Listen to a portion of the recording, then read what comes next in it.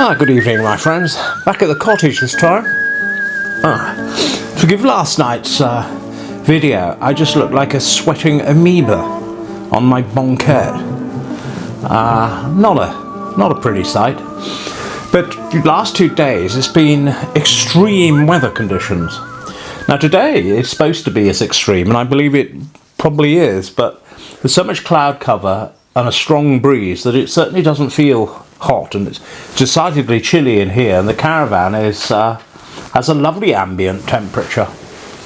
So Monty's having a nap at the moment. He's feeling a little under the weather. We both had to go out today for two things principally. We had to I had to get my meds. I was completely out of my med, which I only get one thing at the moment, and I was out of it. and so I had to get to the chemist's. You'll recall a video I did, I can't believe it was a month ago, when I went to get my meds in Bishop's Castle. By the way, I'm just drinking a drop of claret. The neat. Aye, a wee bit of claret. Why not?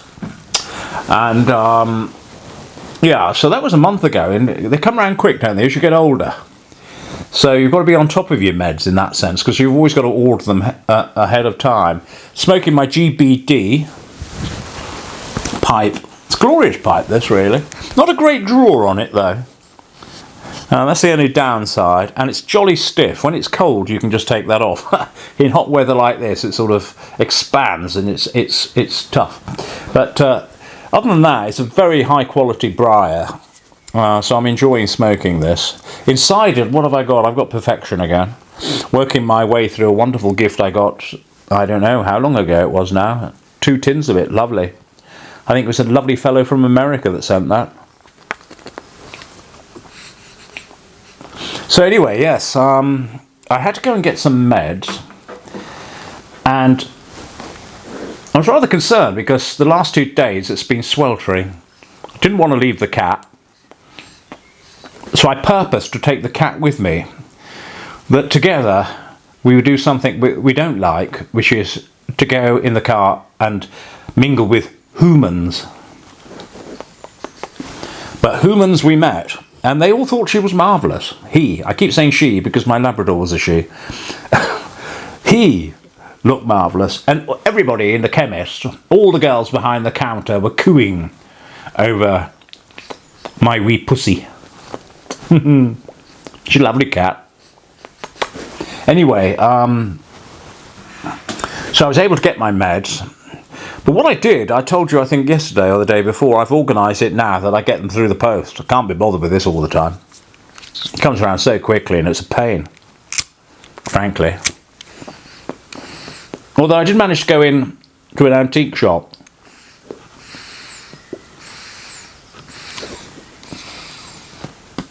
With Monty, I thought, well, you know, you might as well start him young. Nice lady in there. And there was a couple of wall sconces that I was very interested in, and they weren't expensive. I had no cash on me, and they don't take machines. I don't know any dealer that takes machines in Bishop's Castle. And she says that she's never there, and it's never open. I thought, they're unbelievable. And that is so typical of Bishop's Castle. Everywhere is always shut. I don't know how anybody survives commercially there, really. The chemist is always open. But the people who are there are nice when you can catch them. But those wall sconces I probably would have put here, either side of that beam. Quite nice. Ormolu gilt. A sort of gilded affair. It involved mercury. And all the people who did Ormolu gilt in France, is where it came from, used to die of mercury poisoning. But I love a bit of Ormolu gilt. It's the only gilt I do like. I don't like the other variety. I don't really do gilt, frankly.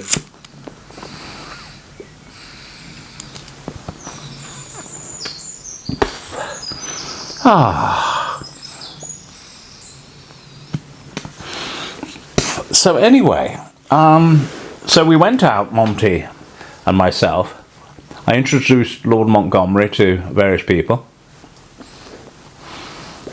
But the point of the story is that we've had a heat wave, and it was supposed to be even hotter, the hottest day today. I was panicking. I didn't want to leave Monty unchaperoned in the caravan, because I don't know what nonsense he'd get into or danger. I'm a bit like a doting father. And so I thought I'd take Monty with me. But then the thought struck me, as Monty is 8 weeks old, well, no, 9 weeks old I think today. I'm not sure what the actual age is. I didn't really ask the previous owner. I should have pinned them down on the birth date. I might ask if Cheyenne, if you're watching, could you drop us a... We sort of worked our way back 9 weeks from today and put that on the on his documents. But anyway, what I thought was, as we assumed that Monty was about 9 weeks old, he'd be due his first vax.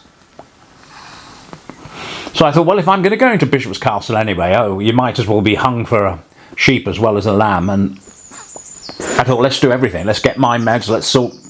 If Monty's going to come with me, let's get to the vets. And fortunately, I was able to get in for 10:30 today, which worked out perfectly. I went to the chemist, went to the antique shop, and then managed to find the vet, which is in some sort of trading estate. But they're always good, those. I mean, they sound ghastly, don't they? But I like places where you can just drive in and park your car and do whatever you have to do, get in your car and go, which you can never do in high streets. Although I did get quite close to the chemist in my vehicle. So off we went then to, and again, all the girls behind the counter in the vet, all cooing over Monty. And then we were ushered in straight away to see a young vet who promptly jabbed him. What was interesting, he said he was rather small for his age, so that's why a question mark was raised over how old he actually was. But he said he would get big. And he only weighed in at something like 860 grams. Nothing, is it?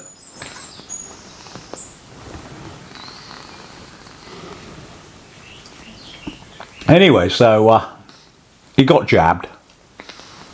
He meowed all the way to Bishop's Castle and then fell asleep all the way back. And he's now reluctant to go into that basket. I think he associates it with going out now. I'm sure he'll get used to it. He's been sleeping cuddled up next to me, which has been rather nice, on the sofa. So those were two little expeditions that I wasn't thinking that I was going to achieve today. And so I'm pleased. I'm always pleased with myself when I leave the Hermitage. Because I don't like leaving the Hermitage. I've got a Tesco's delivery tomorrow.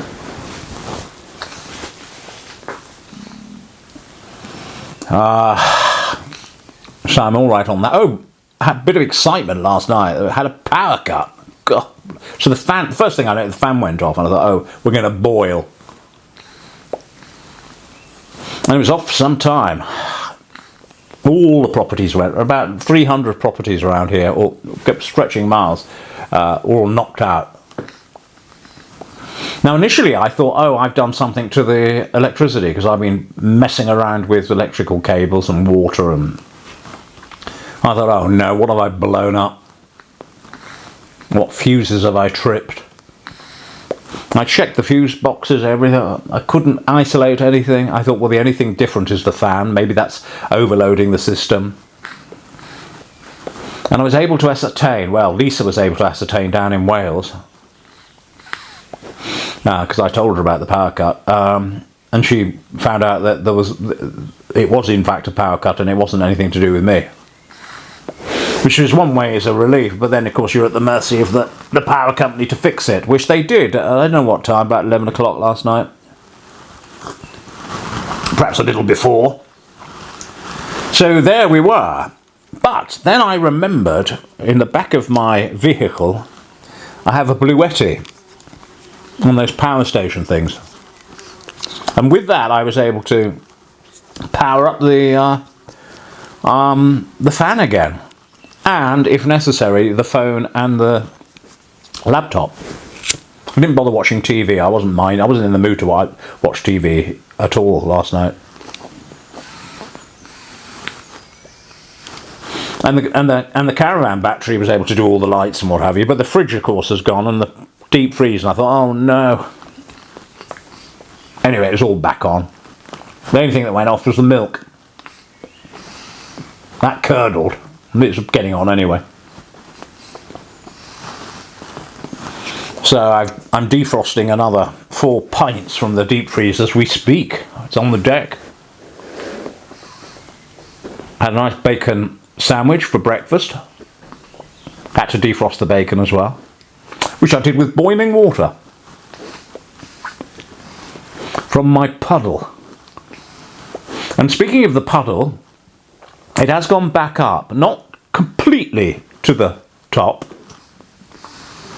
I suspect by this time tomorrow at least, if not much earlier, the puddle will be at optimal height again. And I'll draw off another amount. Well, what I'll do is I'll draw the amount off, fill the ICB, and what I'm going to do is, while it's all empty, dig it all out, so get a bit deeper, see if we can get a bit more purchase. So I'm feeling a bit more well rested, well, less stressed really with the weather, because it's been lovely today. I feel the ambient temperature is just pleasant. Crisis now averted. I'm happy, Monty's happy. Mind you, Monty was happy anyway. It was quite cool in the caravan with all the windows open and the fan blasting away.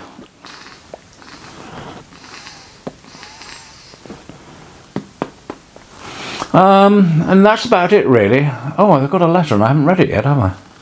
I don't know what that is. I have everything redirected from Yorkshire, but very little is needed now because I've changed my address with all my banks and other people. And that's a palaver in itself. So all is calmer today. I hope I look a bit calmer. I mean, I was boiling when I was speaking to you yesterday, because I had the fan pointed on Lord Montgomery while I sat there sweltering.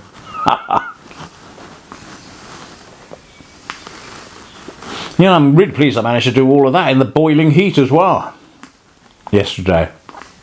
There's no water dripping out of the tap, so that's good. My plumbing has managed to stay good, stay true. That's about the size of it, friends. I've got no sermons because I'm just so involved with practical things at the moment. I haven't had time to think about spiritual things. Sometimes I have days where there's little going on and I manage to spend some time in contemplation and think about spiritual matters. But there is a sort of spiritual reward in just attending to that which is in front of you. And I mean, that's always been my advice to people who've been having mental health issues or feeling slightly depressed, is just deal with the thing that is in front of you and the next thing will follow naturally. What a lot of people do is they sit and stew, don't they, and ruminate. My mother was a ruminator. Her mother was a ruminator. And they'd ruminate if they had nothing to ruminate about. They get worried.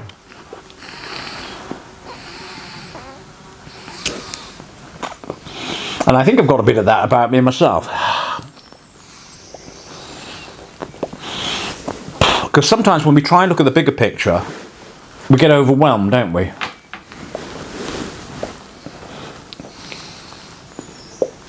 But I've always said to people, just do the next right thing. That's all you have to do. The next right thing might be watering the plants, which is what I did today. I watered all the plants. And they needed it. That was the next right thing. Then you do the next right thing. Do the thing that's in front of you. And the bigger picture will take care of itself. And our Lord said something similar, didn't he? He was talking about the lilies of the valley, and Solomon in all his glory was not arrayed like one of these. Meaning, don't worry about anything. He says your Father in heaven knows you have need of it without you even praying for it. He said even the hairs on your head are counted. He said even a bird falls to the ground and our Lord knows about it.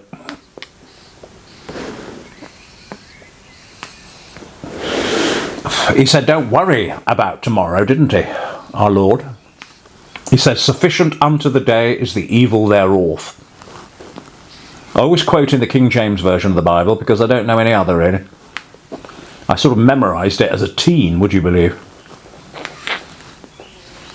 Sufficient unto the day is the evil thereof. Don't worry about tomorrow.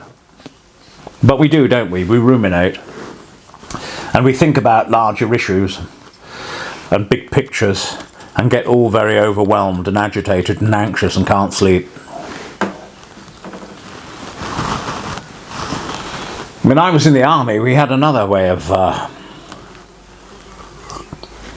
describing it, which I rather like, and I think I'm the only one that ever uses it. I've never heard anybody else use it, but I always, again, talk about shooting the nearest crocodile to the canoe.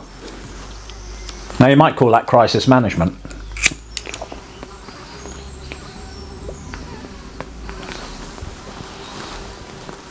So when you feel all overwhelmed and encircled by crocodiles, by the predatory forces of nature that threaten to drown you, eat you, make your life difficult and uncomfortable, just shoot the nearest crocodile to the canoe and you'll cope and get you through.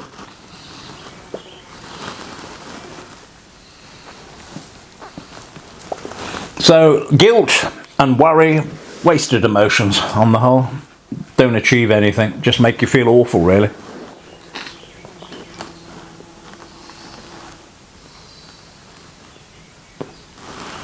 And I know there'll be some of you watching this who are worried about certain things. Could be their health, could be a relationship, could be their jobs, could be their kids, or the pets. I understand that one of Jim the farrier's horses is lame at the moment and he's worried about that. We see it's perfectly natural. We do worry about things. And a certain amount of worry is necessary to get your arse shifted so you do something about things. But that's quite different from fretting. If you're concerned about something and it enables you and motivates you to do something about it, well, that's good. But just endless fretting is not good. It's injurious to the soul.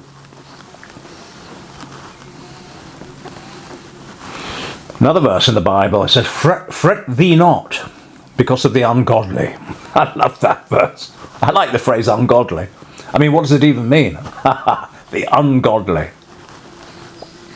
Fret not thyself because of the ungodly.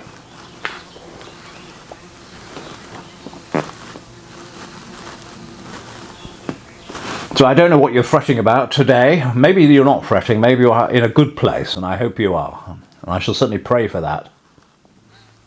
I'm in a good place, I think. Having got through this mini heat wave, Monty and I are in good spirits. I don't know what missions are going to crop up in the next few days. I've not been minded to do much in this weather, but once it cools down, I have to galvanise myself into some form of action. Just waiting on quotes, really. I might ask the borehole people what their lead time is. I think it's only about a month when I did ask. But I need to pin down the borehole fellow on what actually is included in that price. Does it include the filtration system or housing and other things? They'll clearly have to cap it. But will there be any ancillary building works for purification? So we'll see. But it looks like the borehole might be the solution. Not a great lot of money in the overall scheme of the renovation, so it just makes life easy, doesn't it? I mean, you're always adding value anyway to the property. Right, I think I'm on a low battery, or something's warned me of something. I'm not sure. Something happened, or maybe it didn't. I don't understand it, and I can't see it from here.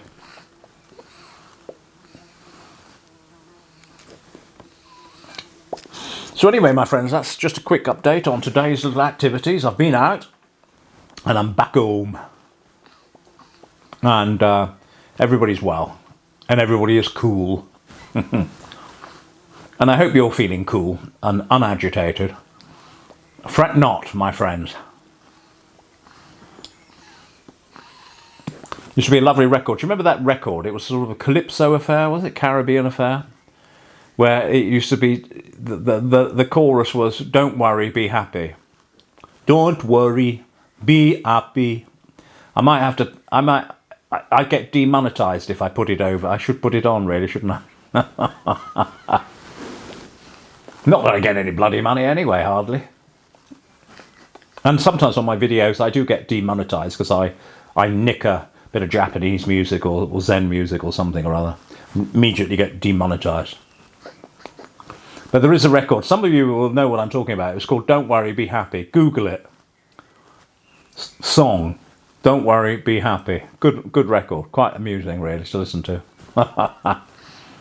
So that's my message that I'm going to leave with you tonight. My friends, don't worry, be happy. Father John signing out on this lovely, coolish now South Shropshire evening. All the best. Cheerio. God willing, I'll see you tomorrow night on A Parson's Progress. Ta-ra. Note for note, don't worry, be happy.